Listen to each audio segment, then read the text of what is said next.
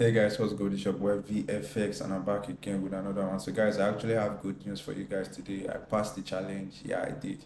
Passed stage one, passed stage two, passed everything. And now I'm just going through some verification process. I'm trying to verify my identity, my passports and all that stuff, my proof of residence to verify that I am a real person before giving me the money. So I think this will take about 24 to 48 hours. I don't really know how long, but I think that's the duration. So, guys, while I'm waiting for that, let me just show you guys the trades that I took that finally helped me reach the finish line. So, guys, I actually passed this challenge yesterday, in the morning yesterday. So, but I was busy because I had to do some house chores, clean the house and do some house shopping and all that stuff. So I didn't really have any time at all. But today I'm free. I'm just trying to create time and let me show you the trades and hopefully you guys can learn a lot from the trades. Okay, so let me put this to my screen real quick. Great. So let's go to my notepad. Yeah. So I stopped here last week. I stopped on US 30 and I'll start from here. I placed a trade on USDJP while price was on a demand zone and there was an imbalance trade to the upside and a lot of supply zones entered two positions. Guys, now this is what I'm talking about. As you can see here, there's a demand zone here, right? There's a demand zone here. This part here, let me just highlight it if I can. There's a demand zone here, right? And now traders are looking at this demand zone. Also, there is a double top here. Price came here, came back down, came here again, forming an M formation. And now people are placing their what's it called, their stop loss above this line. People are placing their stop loss above this line. And also price is forming a trend line, convincing the trend line sellers to actually sell, right? So I'm seeing everything here, and I believe that market will come back to test this order block here or even push through. So price hits the trend line for the third touch, came down, and there was a 30 minutes order block here. So I entered here, and let's see what happens.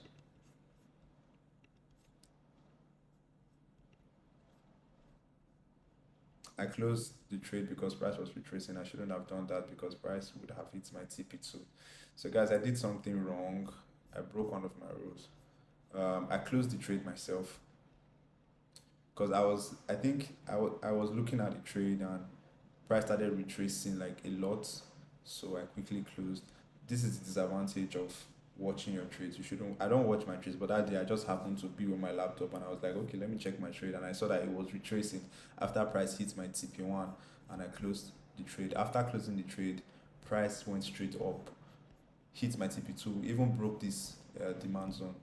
So guys, you guys shouldn't do that. Don't watch your trades. It's not good to watch your trades. I made $728 on that trade. Um, as you can see here, the next trade, I entered a buy on JPY price was in a mini resistance that I failed to push through to the upside because retail traders see it as resistance. This was mainly a hunch, but there was also a 30 minutes order block above. Let's analyze, guys. So this is what I was looking at, right? There's there's another block here.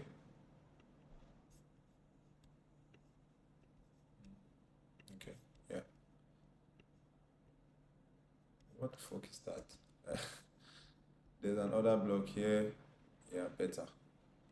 Right? So I'm seeing this other block, and I know at this time price was still very far from it, and I also saw a resistance zone here. What what the fuck is wrong with my trying? Yeah, better. I saw a resistance zone here, looking at it like okay, price is going to come here, and retail traders are going to want to sell, thinking that this is a strong resistance. But I know the market will actually do the opposite of that, stop them out. So it was mainly a hunch, like I said in my journal. I just entered the trade. When you are in a challenge, you can't always wait for your strategy because your strategy might not come in 4 days or in 5 days, and you just can't be sitting when you're in a challenge and you have deadline. So I try to use other strategies. I try to use experience. I try to combine a whole lot of other stuff, Fibonacci's and all, to make sure that I was getting trades. So this is not really my strategy, but I just used my hunch, followed my hunch, regardless, and I'm glad that it worked out fine. So guys, all CPs hit, price pushed through to the demand zone. I entered two extra positions. Okay, price I entered two extra positions because price got here, it retraced to test this small 15 minutes order block, and I entered extra two positions, guys. So let's see how it went. I made a total of $1,736 on this trade on four positions, and I ended Friday, last week Friday, with six wins, eight losses, 5% profit, which is $2,519. Now, guys, this is the initial targets, right? This is the initial target here.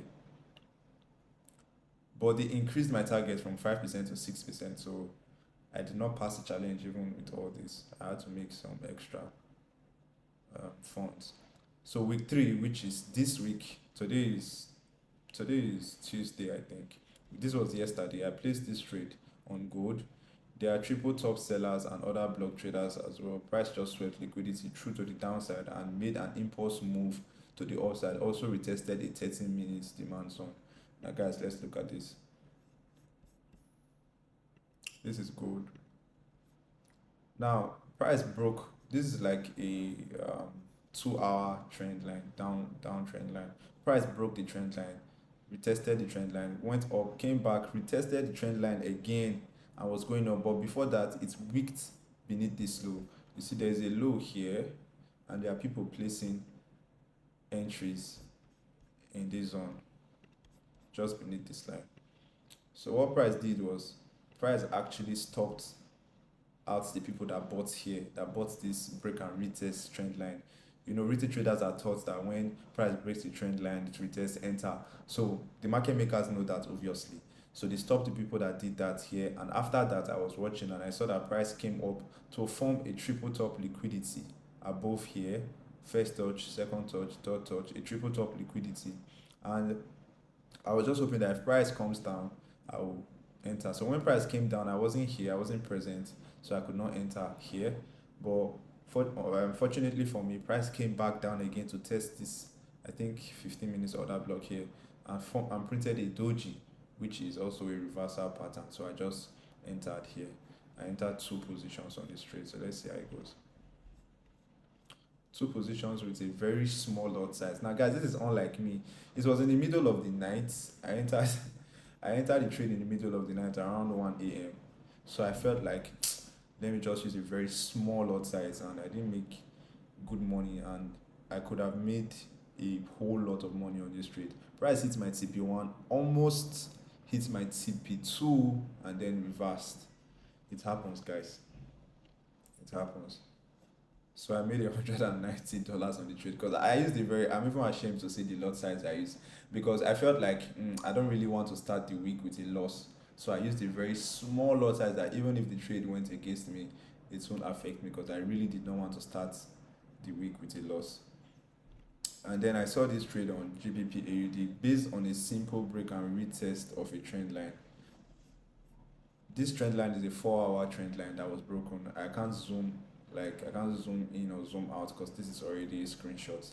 Now, guys, I saw this break and retest, and I saw this trend line forming here, and I felt like the market was going to push through to the upside to take out everyone here.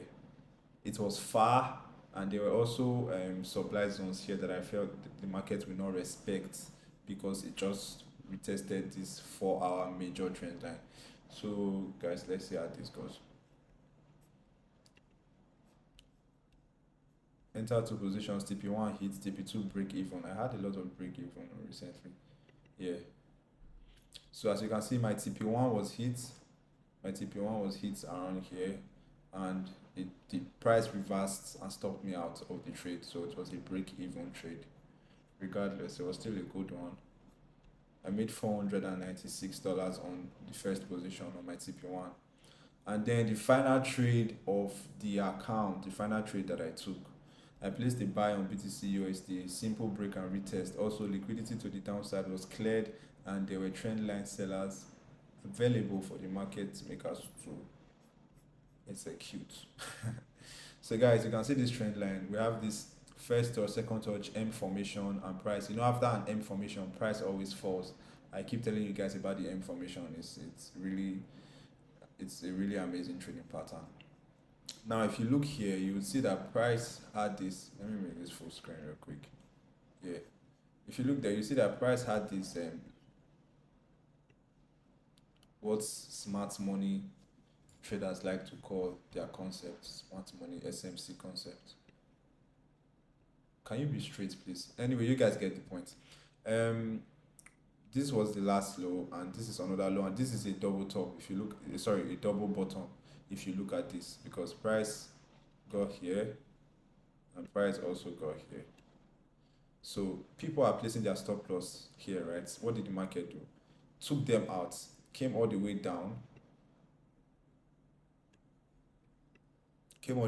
took the people that bought here out, and came back up to break this trend line. So I was waiting for a retest of the trend line, because when as at the time I saw the chart, price was here. I could not enter here because my rule would not permit me to enter here. It wasn't a good place to enter. It wasn't the best. So I waited. I placed a entry here. I waited for price to fall and stop the people out here. And let's see how it goes. It was a really fast trade. Both TPs hit. You know, BTC is very volatile, so things like this tend to happen. It was just a straight fast wick up through to the upside, and after price wicked up like this, it came down, but my TPs were already hit. So guys, that was how I passed the challenge. I made 495 and 236 on both positions, and I ended the week with 3 wins, 0 losses, because all the trades I took were just on Monday. So it was 3 wins, 0 losses. I made 2.4% and $14,020. So guys, let me show you my MetaTrader so you guys can see my MetaTrader as well. I'm just going to put this to the screen real quick. Yeah. So guys, as you can see, I ended up making 6%, which is $3,021. Now guys, these were the trades that I took last week and on Monday that helped me pass the challenge. This was when I had a series of loss. I had series of loss here, guys. Series of loss. So guys, after the series of loss, then I started, I had like series of wins as well. So, and my wins are always bigger than my losses. That's the way I trade. I can have 7 losses, but if I have just 2-3 wins, I'm good to go. So guys, I hope you guys learned something from this. I sincerely hope you guys did, because this is why I actually started my channel. This is why I actually started my online teaching and everything, because I want you guys to see. I started this with you guys. Even as I bought the challenge, I posted it and said I have bought this challenge and I want to record every single process, and I did every single process. All the trades that I took, the stage 1 trades, they are all on my TikTok. Every trade that I took during the stage 1 process and all, everything is on my TikTok. So if you can't find them here on YouTube, you can find them on my TikTok. And the stage 2, I have documented everything and I'm uploading everything and showing you guys. I am being 100% transparent with you guys, because you just have to do it slow and steady. You can get carried away and the excitement might make you just want to rush the process. Just do it slow and steady. Try to take good trades, select good trades, profitable trades. And even if you are in a losing streak, because there were times I was in a losing streak both in the stage 1 and in the stage 2, but I kept a cool head. I did not lose my cool. Even when I lost my cool, I just left my chat, left my laptop. I went out. I didn't want to do anything rash, because I found myself starting to do rash things. Well, I had to control myself, because trading is psychological. Your emotions are your biggest enemy, so you have to tame them.